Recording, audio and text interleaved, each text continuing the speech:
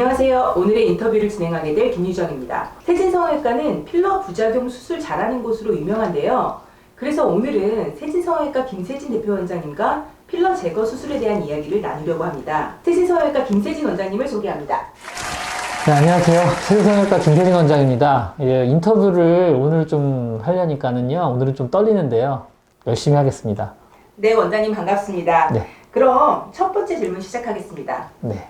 필러를 맞고 마음에 들지 않아서 필러를 녹이는 주사를 맞았는데 필러가 남아있는 기분이 든다는 분들이 의외로 많아요.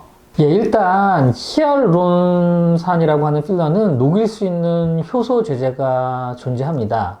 그 효소 제제 성분을 담고 있는 것이 이제 시중에서 시술하는 필러 녹이는 주사인데요.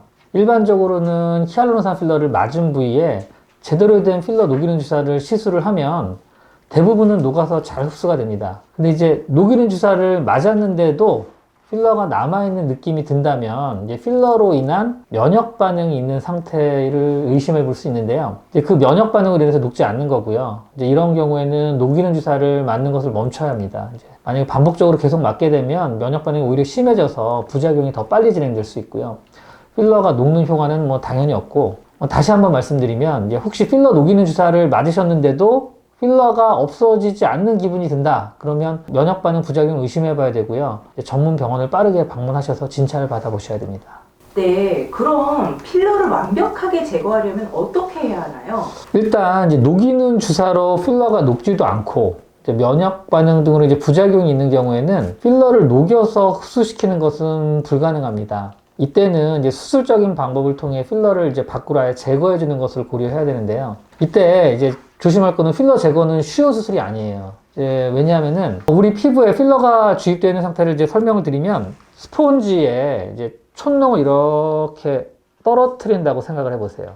그럼 촌농이 스폰지에 이제 쫙 스며들겠죠? 이런 상태에서 촌농을 제거한다고 생각을 해보시면 촌농만 선택적으로 제거를 하기가 쉽지가 않을 거예요. 예를 들면 촌농이 제거가 되면서 스폰지도 일부 같이 손상이 될 거고요. 이제 피부와 조직에 스며들어 있는 필러도 마찬가지고, 필러만 말끔하게 이제 제거하기는 쉽지가 않아요. 이렇게 필러를 제거할 때 주변 조직이 어쩔 수 없이 손상이 되기 때문에 일반적으로 필러 제거 시술 후에 그래서 피부가 좀 더 울퉁불퉁해지고 처진다는 말씀들도 하시는데, 이게 이제 정상적인 조직이 손상이 돼서 그들을 느끼실 수 있습니다. 아, 그렇군요. 그럼 어떤 방법으로 필러를 제거하는 것이 좋을까요? 우선 주변 조직 손상을 최소화하면서 최대한 많이 제거하는 게 중요한데요. 그래서 저는 먼저 아큐스컬프 같은 레이저를 이용해서 조직에 스며든 필러를 하나하나 이제 녹입니다. 그런 다음에 필러를 제거하는 시술을 진행을 하고요.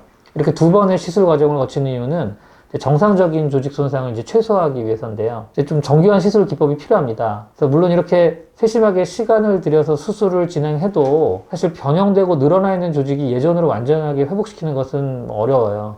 그래서 저는 필러 제거 시술 후에 반드시 리프팅 같은 시술들을 병행을 하고요. 그래서 피부 라인이 좀 더 매끈하게 보일 수 있도록 이제 개선시키고 있습니다. 아, 필러 제거 시술도 아무 데서나 받으면 안 되겠네요.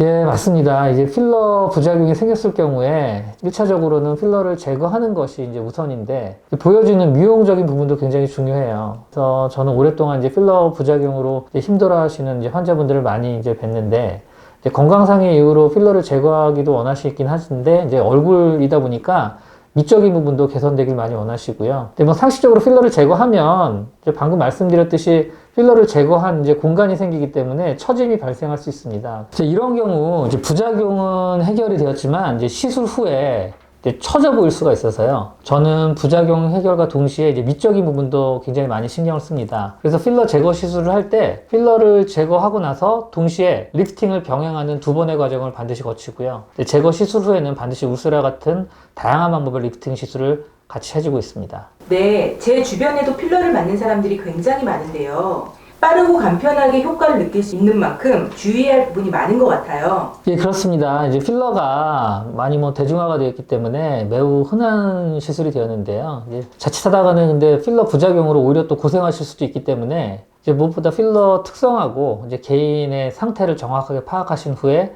안전하게 시술을 받는 것이 매우 중요하고요. 만약에 혹시 부작용이 이제 나타나고 있다면 시간이 지날수록 치료가 더 어렵습니다. 그래서 최대한 빨리 병원을 방문하셔야 합니다. 네, 원장님. 저도 앞으로는 더욱 꼼꼼하게 확인하고 필러를 맞아야겠습니다. 그럼 인터뷰 마무리하기 전에 마지막 인사 부탁드립니다.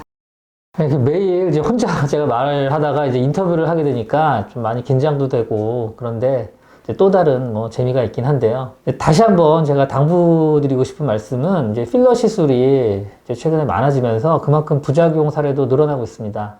필러를 시술하고 난 후에 조금이라도 이상 증세를 느끼신다면 최대한 빨리 병원을 방문하셔서 상태를 확인하시고 적절한 치료를 받으셨으면 좋겠습니다. 네, 그럼 오늘의 인터뷰는 여기서 마무리하도록 하겠습니다. 원장님, 필러 제거 수술에 대해서 궁금증을 속 시원하게 해결해 주셔서 너무 감사합니다.